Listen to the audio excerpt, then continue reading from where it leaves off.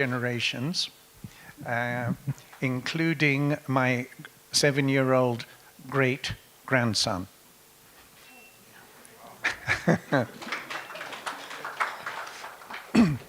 And the one who I think gives me the best vibes about what's going on here with Gen Z is my granddaughter, who's known as Karun, the singer, and whose full name is Karungari, because she's named after my wife. It was fascinating listening to the two presentations before this one. And as I was listening to them, I was jotting down in my 79 years, where do I think I have been resilient? And where have I exhibited a growth mindset? And the obvious example that occurred to me is when I had COVID about 3 years ago, and I nearly died from it. I was in hospital for 8 weeks, oxygen, everything. And I remember so clearly one of the nurses telling me that other people in my condition gave up and faded out and did die. And that has really stuck with me, because I had never perceived of myself of having a particular mindset one way or another, but I was informed that my mindset was really an outlier one that enabled me to carry on living. And throughout that time, actually, first of all, I kept going with my fortnightly business daily column. Even when I was at my weakest, I had my laptop in my hospital. And my aspiration was to get back to my full workload of consultancy, directorships, and so forth, which I did. And so you who are whatever ages you are, probably younger than my children's age, my daughter just turned 50, think about this continuing what you might call youthfulness, even when the numbers continue increasing significantly. And for me, this phrase, age is just a number, is so meaningful. I don't know whether when I turn 80 next March, I'll say, oh my gosh, 80, yeah? But so far, when I turn 70, okay, big deal, 70, 75, so what? And I just keep going, doing what I'm doing.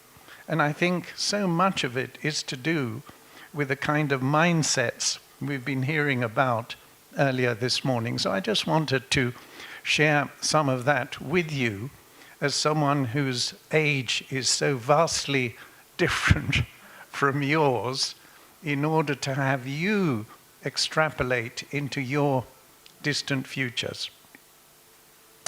So, I've been asked to do an encore on emotional intelligence. I deal with that explicitly every day of my life to help people understand the importance of emotional intelligence. And as I show here on my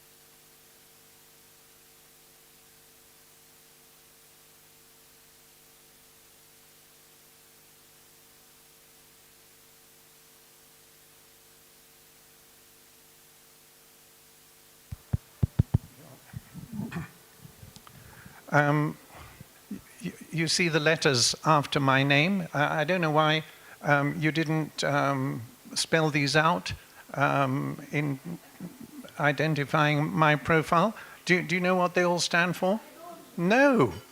They're very important letters.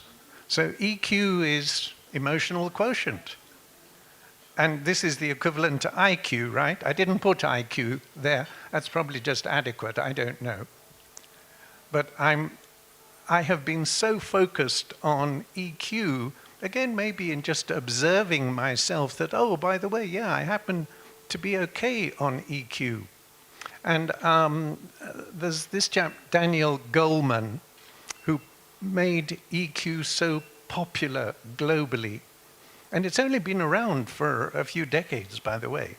People had not coined the phrase emotional intelligence. It was only intellectual intelligence and IQ. So here's EQ, and then Daniel Goleman said, well, here's a related one called social intelligence, and therefore you have a social quotient, the SQ. And then people kept coming up with more Qs to sell more books, I guess. So another one, the second S there, is the spiritual quotient. To what extent are you conscious of spiritual inspiration? An AQ would be what? Agility quotient. And you can think of many, many more. And so the question is, do you qualify to have these letters after your name? What are the gaps between where you are and where it would be good to be in order to deliver on these things of self-awareness, resilience, and success?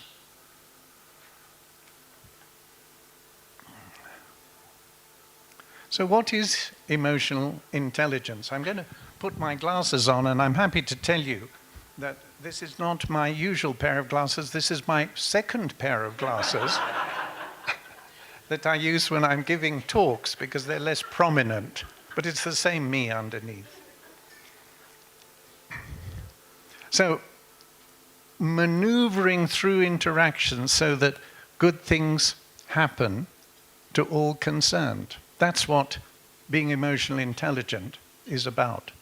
And you can understand how important that is, whether in the workplace or in the family or wherever.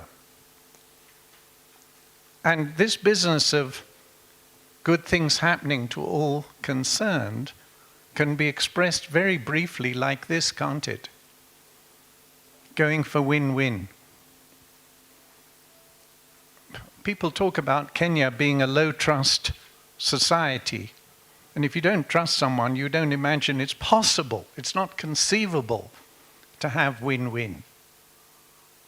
Going back to your earlier history with your father, it was unimaginable that you would get to where you actually have got, which is win-win with him. So that mindset requires emotional intelligence. Here's Daniel Goleman then, and he quotes these studies that show how significant, how overwhelmingly important having a high IQ is in your life. Actually more important than mastering the daily mechanics of a job. And the higher you rise and the more leadership responsibilities you have, the more significant it becomes because you're dealing less and eventually not at all with those daily mechanics.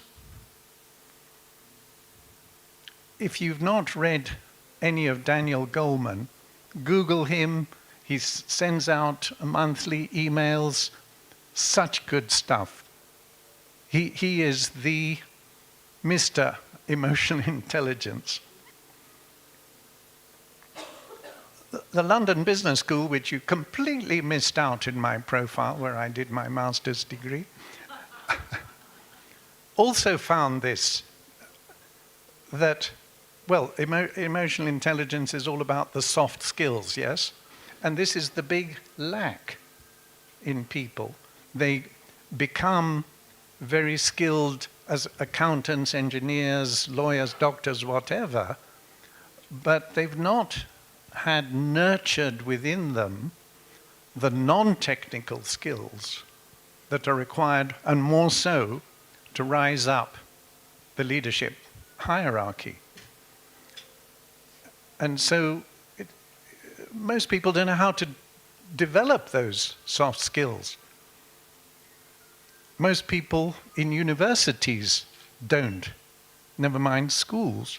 Although I'm quite optimistic about the new competency-based curriculum that we have infused these human, non-technical aspects of life into the curricula. So soft skills are vital. And don't neglect them. When I was running these IT companies, the 70s, 80s, I was talking to my techies, my software and hardware techies, who were regretting that they had left it so late to start developing these skills. And we need to start, the earlier the better, before children are 10.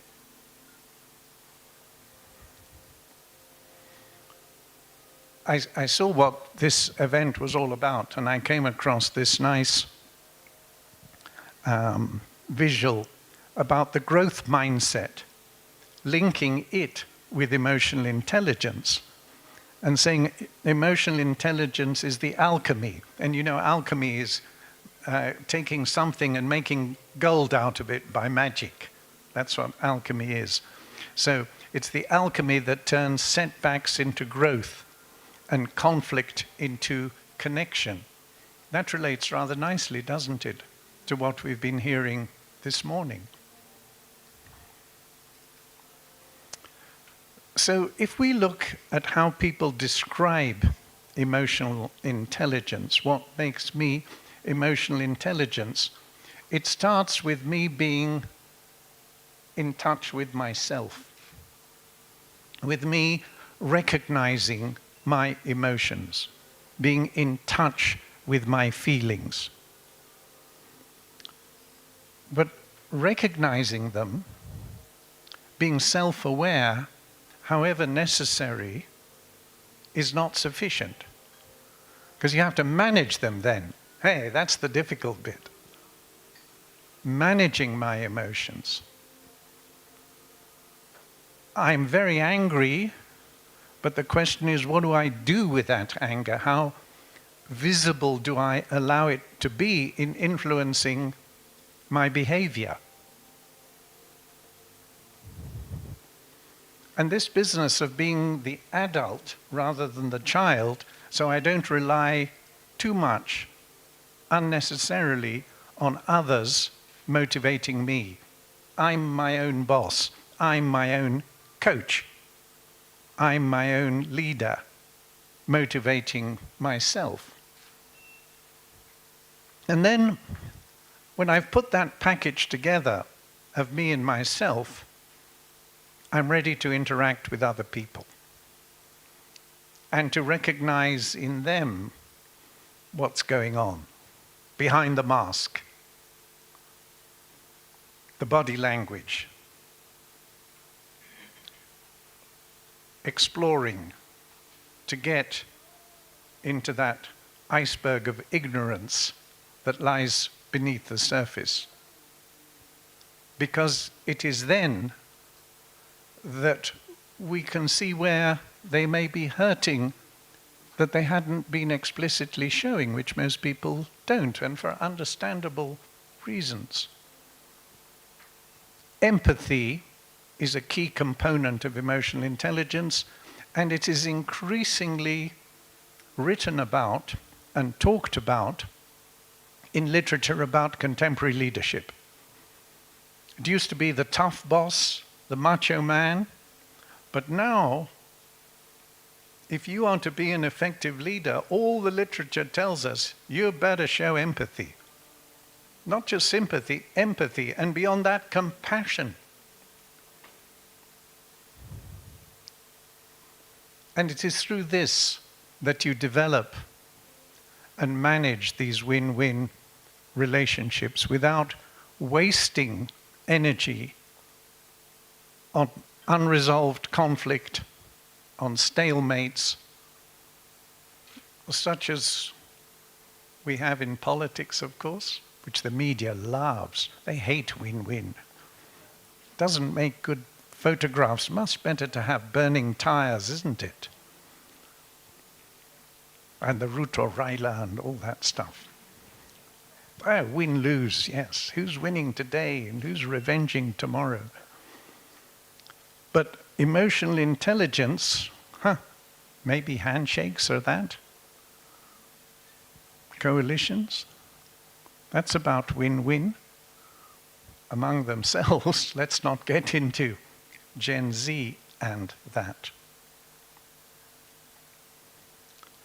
Very key in this business of emotional intelligence, having observed how you feel, is where necessary, as I implied before, separating how you feel from how you behave.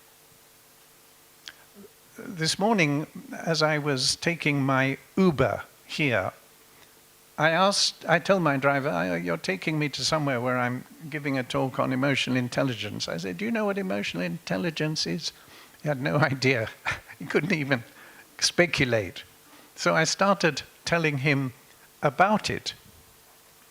And what strikes me about these wonderful Uber drivers, I wrote one of my columns in Business Daily a few weeks ago about my conversations with Uber drivers, is how they are able to separate how they feel about all the selfish, nasty drivers around them from how they behave in the way that they drive, in that disciplined, courteous way.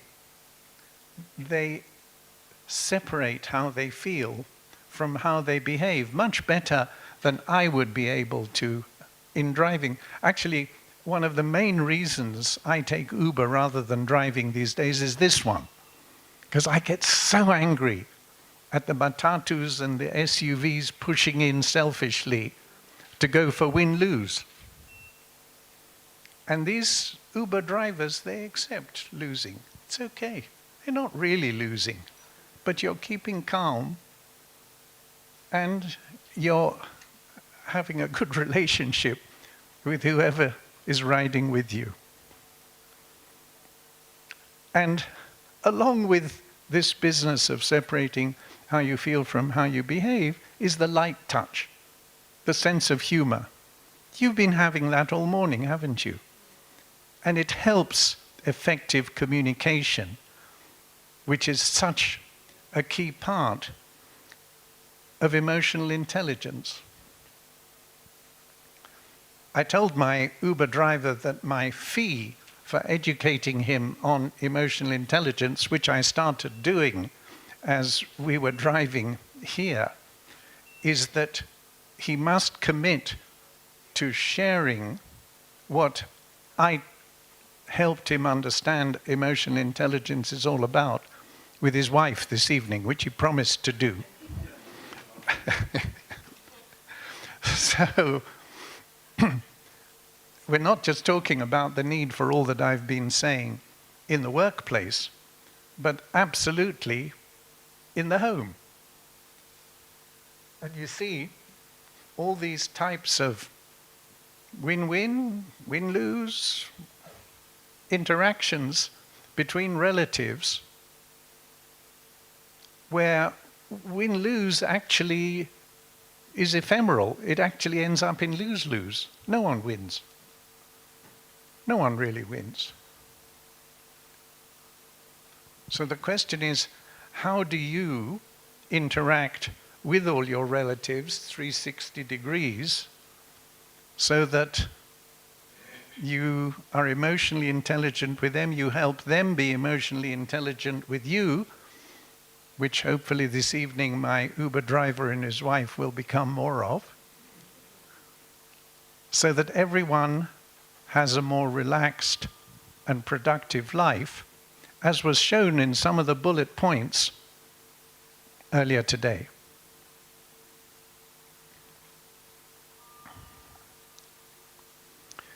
In the workplace still today, it's so tough. Never mind with the economy being in such a difficult situation, with the taxes and everything. People have to be so disciplined, so task-focused to protect the numbers. And you have all this compliance stuff being thrown at us more and more. Never mind with things like e-TIMS, which I'm having to suffer through, putting my invoice every fortnight to the Nation Media Group for the pathetic little amount that I get paid for my articles. So you've got the digitization, you've got the compliance, you've got the challenge of numbers, and all this requires those technical skills, not emotions. However, when you look at how people are engaged, and we're talking here as leaders, as observers, as consultants, even though people buy into ideas actually based on feelings and intuition, they then rationalize and justify it all based on those facts and figures. But that's not really how it works. But we do have this macho world of work with a focus on tasks, with unhealthy competition, with medals for long hours, although we were hearing earlier about this new flexible working hours and not necessarily in the office, but we still have presenteeism as a mindset of too many bosses, that it's important to show up, to be present. And where emotions is confused, the type of emotions, feelings and stuff that I've been talking about, is confused with being emotional. And then aligning that with a particular gender. That's not what actually is happening, and it is certainly not how it should be labeled. It should not be that emotions are bad and they interfere with efficiency. They do, but less efficiency leads to more effectiveness if you're being emotionally intelligent. It takes more time to interact in an emotionally intelligent way, but there's a return on that investment to make things more effective. You're not wasting time, you're investing time, and you're not preventing hard decisions.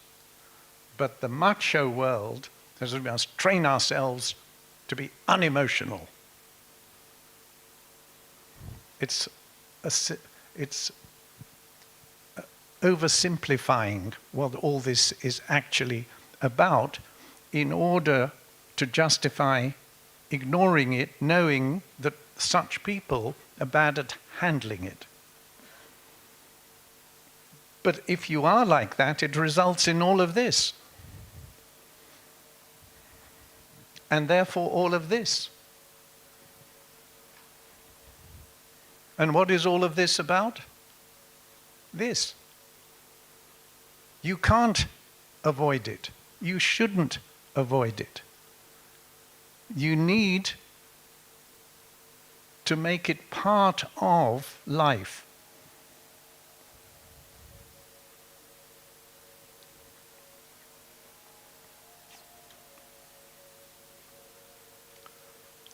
So have a look at these lists that I'm going to put up with you, put up for you. First of all, conventional, traditional, macho views on emotions. This looking down your nose at them as being something you need to eliminate from the workplace. So here's this list of the conventional view, the traditional macho view on emotions. as to what they show and what they do.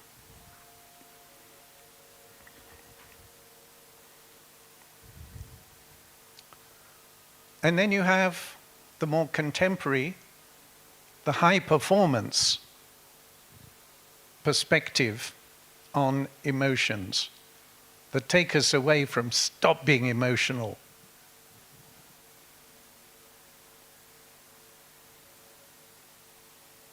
It's a completely different mindset. And it's very hard for the tradition leader, of whom there are so many, and not merely oldies like me, who still hold on to that, a lot of it because of their training and development with technical skills, and without having had the benefit of having the complementary non-technical skills nurtured in them. Here's another lot of conventional ones.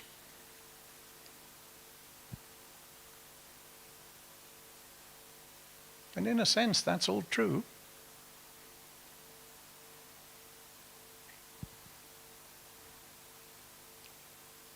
Depending on who you are as the recipient of it. If you are that macho boss, yes. But here's the other side of the picture.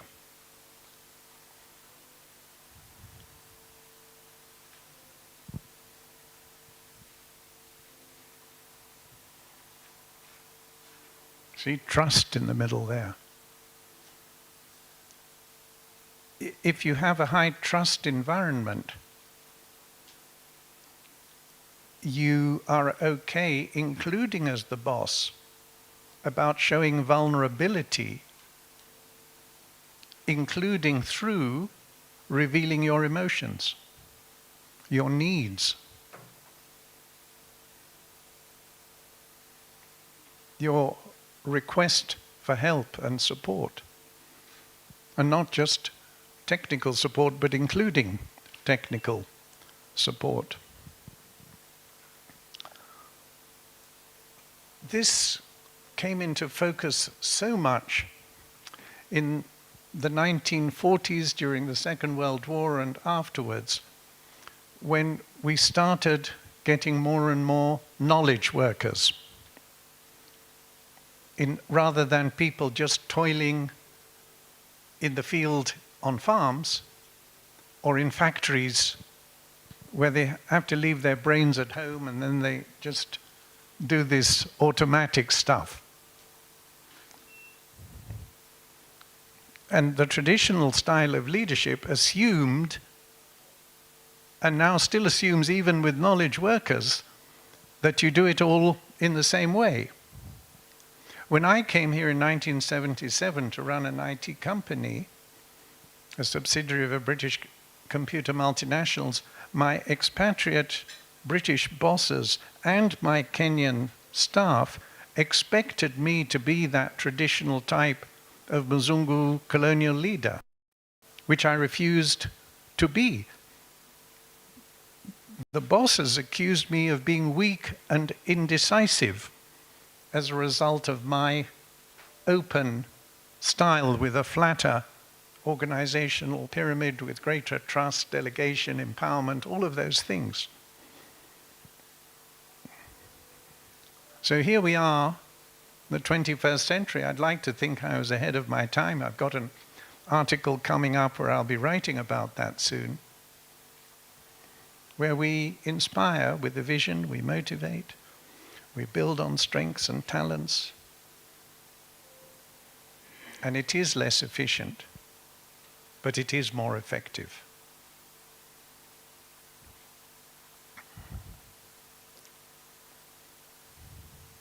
So,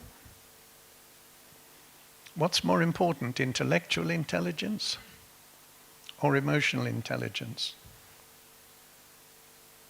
It's less the case, but still very much the case, that your intellectual intelligence and what grade you got and what degree you got, upper this, first class that, gets you hired. But increasingly, even at getting you hired, it's no longer the case. And people are saying, never mind what you know, what I'm looking for is what your values are, what your attitudes are, how you behave, what your culture is, because I can teach you that technical, more of that technical stuff, but I want you to fit into our healthy culture. And it is people who are like that, that in a healthy culture are the ones who should get promoted and do get promoted, who are given more responsibility to look after people, to be team players and team leaders. And there are all these skills that people have, which traditionally are known as the feminine ones, but I resent that because I'm not a woman and I have them, I think. My wife has them too. She happens to be a woman. So for you all, I guess you wouldn't be here on such an event with such topics if you weren't already ahead of the game. And you are the sort of people who are here because you have that growth mindset to get even further ahead. And it will be by developing these kinds of soft, non-technical skills.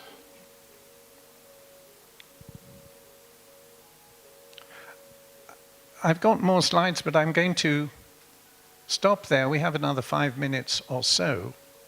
And I'd like you to just pair up with a buddy, and if it's an odd number, you can have a threesome, about where you are on this emotional intelligence thing and what you will now do to pay more attention to it and its consequences. Chat for a couple of minutes, and then we'll get a few contributions.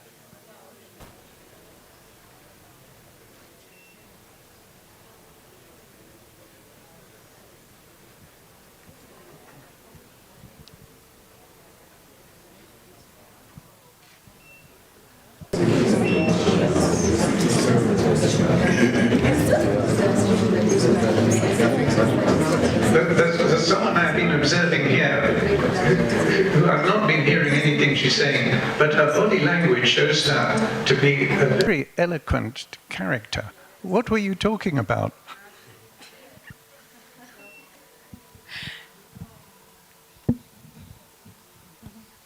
Okay, I was just sharing where I am currently with emotional intelligence, and I was telling, should I say my table mates? I was telling my table mates that I resonate emotional intelligence with a lot of listening. because when someone, I was giving them an example of my industry, in the insurance industry. You might be servicing this client, alafu akukujia na zile hasira za, I had done this somewhere and this is what happened. So mi pia nikikuja na hiyo hasira yake, we will not help each other. So I learned to calm down and listen to him or her. I ask him or her what happened, then tells you the story, and I tell him or her this is what should have happened.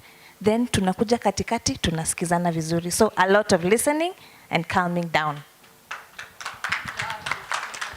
That's good. And the purpose of listening was not merely to counter what had been said, although it's very interesting. One of the situations where you most need emotion intelligence is dealing with unreasonable customers.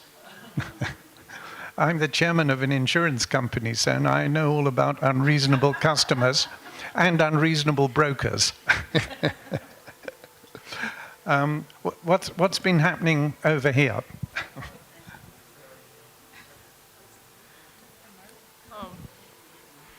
So hi.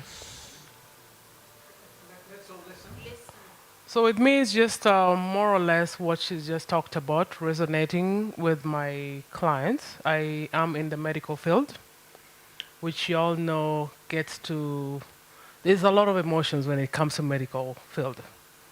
A lot of emotions in that patients do not understand the reason why they're there. They sometimes don't understand the reason why you don't do things the way it should be done. But at the same time, you're also stuck with the policies of the hospital that you have to follow. So a lot of times with the compliance, thank you for that, compliance part of it, you have to be a listener. But at the same time as being a listener, you also have to stand firm. Because there's some situations whereby you just have to be very real and realistic with the patients. There's no point of going around the bush. You have to be able to tell them, yes, I understand where you're coming from, but this is how things are done. Even though I might be able to and I might want to do something differently, I might not be able to help you in this particular way, but we can all come together in that. I try to give you what I have, you try to give me what we have, we meet at the middle, and we win-win. Thank you. Do you know, I became a real expert on observing hospital cultures when I had my 8 weeks at an unnamed hospital with COVID. And it was quite extraordinary how many of the nurses, radiologists, lab people, kitchen people, pharmacy people lacked those non-technical skills, lacked in particular empathy. And they were just technical, where in the arm do we put the needle? And they were just focused on that. Or the radiologist putting me on the scanner, you lie down, put your hands up here, I get very uncomfortable, don't move for half an hour. And as I was lying there uncomfortable, I was saying to myself, this guy really needs coaching.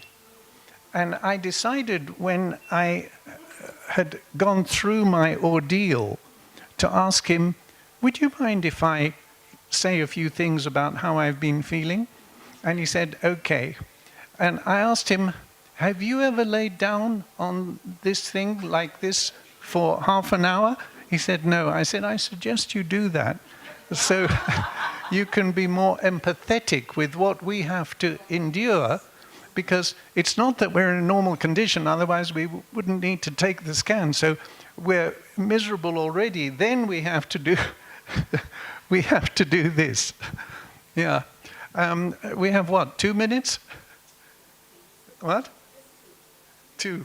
So a final comment from this table here. What's been going on emotion intelligence here?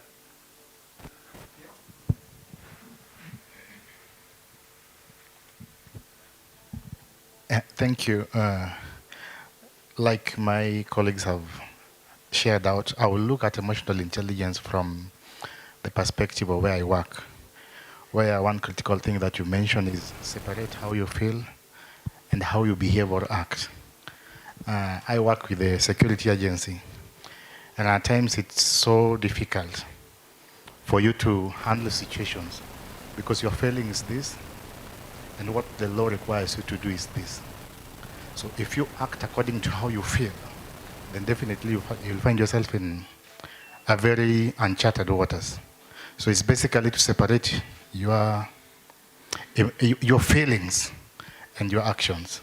Just be firm, work within the regulations and the laws, and manage your feelings. That is it for me. Good, thanks. Closing comment, good news for people who invest time and energy in developing emotional intelligence. Everything I read about AI, about artificial intelligence, is that it has no clue about EI. And so those with EI are the last people who will be automated and have their jobs taken away from them. That's my parting shot.